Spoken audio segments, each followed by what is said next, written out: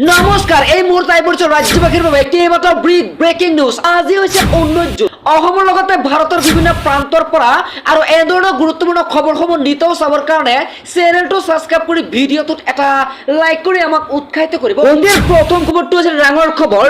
ভৰানৈত এগৰাকী যুৱতীয়ে জাপ দিছে। নাৰেংগীৰ এগৰাকী যুৱতীয়ে ব্ৰহ্মপুত্ৰ নৈত জাপ দিলে। ফেৰীত থকা কৰ্মচাৰীয়ে সাঁতুৰি সাঁতুৰি জীৱনটো উদ্ধাৰ কৰিলে এই যুৱতীগৰাকীক। ফেৰীৰে গৈ থকা অৱস্থাতে হঠাতে ফেৰীৰ পৰা জাপ দিলে যুৱতীগৰাকীয়ে আৰু তাৰ পিছতে ফেৰীত থকা কৰ্মচাৰীয়ে সাঁতুৰি সাঁতুৰি উদ্ধাৰ কৰে এই যুৱতীগৰাকীক। এটা ভয়ংকৰ খবৰ। উত্তৰ গুৱাহাটীত ফেৰীৰ পৰা জঁপিয়ালে এগৰাকী যুৱতীগৰাকীয়ে ফেৰীৰ পৰা জাপ দিলে ভৰানৈত আৰু তাৰ পাছতেই ফেৰীত থকা এগৰাকী কৰ্মচাৰীয়ে জীৱনটো উদ্ধাৰ কৰে যুৱতীগৰাকীক। আৰু জানিব পৰা মতে ফেৰীৰ পৰা জঁপিয়াই দিছিল এইজন যুৱতীগৰাকীয়ে আৰু ফেৰীত থকা কৰ্মচাৰীয়ে সাঁতুৰি সাঁতুৰি উদ্ধাৰ কৰে এই যুৱতীগৰাকীক। যিজন ছোৱালীয়ে ভৰানৈত জাপ দিছিল ফেৰীৰ পৰা সেইজন ছোৱালী নাৰেংগীৰ যুৱতী আছিল বুলি জানিব পৰা গৈছে। আৰু এতিয়া নাৰেংগীৰ যুৱতীগৰাকীয়ে ব্ৰহ্মপুত্ৰত জাপ দিয়াক লৈ চাঞ্চল্যৰ সৃষ্টি হৈছে আৰু জনা গৈছে যে প্ৰথম পিহে প্ৰাণ ৰক্ষা পৰিল এই যুৱতীগৰাকীৰ। আৰু জানিব পৰা মতে উত্তৰ গুৱাহাটীত ভাড়াতীয়া হিচাপে আছিল এই যুৱতীগৰাকী। পৰৱৰ্তী খবৰটো হৈছে ডাঙৰ খবৰ।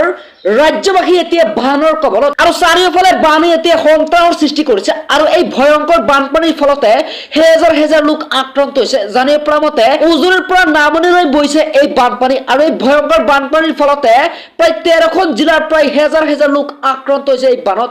এইবাৰ প্ৰচণ্ড বৰষুণৰ মাজতে বানৰ বিভীষিকা দেখিবলৈ পোৱা গৈছে আৰু ইফালে উজনি আৰু নামনিলৈ চৌদিশে বানৰ সংঘাৰী ৰূপ দেখিবলৈ পোৱা গৈছে। লখিমপুৰ, কামৰূপ, নগাঁও, দৰং, ধেমাজি, ডিব্ৰুগড়, কলাইগাঁৱতো বানৰ সংঘাৰী ৰূপ দেখিবলৈ পোৱা গৈছে আৰু ইফালে বৰাক উপত্যকাতো বানে সংঘাৰী ৰূপ লৈছে। 24 ঘণ্টাত কেইবাটাও মথাউৰি, ৰাস্তা ঘাট, ঘৰ-দুৱাৰ বিধ্বস্ত হৈছে এই ভয়ংকৰ বানত। পৰৱৰ্তী খবৰটো হৈছে ডাঙৰ খবৰ। ৰাজ্য কপাই যোৱা এছআই জোনমণি ৰাভাৰ মৃত্যুৰ তদন্তক লৈ এটা আহি পৰিছে এটা ডাঙৰ খবৰ। CBI জোনমণি ৰাভাৰ মৃত্যুৰ তদন্ত অব্যাহত ৰাখিছে আৰু ইতিমধ্যে CBI কেইবাটাও আৰক্ষী বিষয়াক সোধা পোছা কৰিছে আৰু ইয়াৰ মাজতে এটা প্ৰশ্ন উত্থাপিত হৈছে যে SP লীনা দলে এই তদন্তৰ আওতাত আহিব নেকি? আৰু ইতিমধ্যে ক্ষিপ্ৰগতিত তদন্ত চলাই থকা CBI আজি জেৰা চলাব আৰক্ষী বিষয়াক আৰু নগাঁও আৱৰ্ত ভৱন এতিয়া হৈ পৰিছে জোনমণি ৰাভাৰ মৃত্যুৰ তদন্তৰ অন্যতম কেন্দ্ৰস্থল। আৰু জানিব পৰা গৈছে যে CBI জেৰা চলাব অভিযুক্ত আৰক্ষী বিষয়াক, কিন্তু কেতিয়া তদন্তৰ আওতাত আহিব SP লীনা দল ইয়াক লৈ প্ৰশ্ন উত্থাপিত হৈছে। আৰু জানিব পৰা মতে আজি পুৱাই আৱৰ্ত ভৱনত উপস্থিত হৈছে আৰক্ষী মনোজ ৰাজবংশী আৰু আৱজ্যোতি ৰাভা আৰু জেৰাৰ বাবে মতা হৈছে গাড়ী চালক অনিল বয়াকো।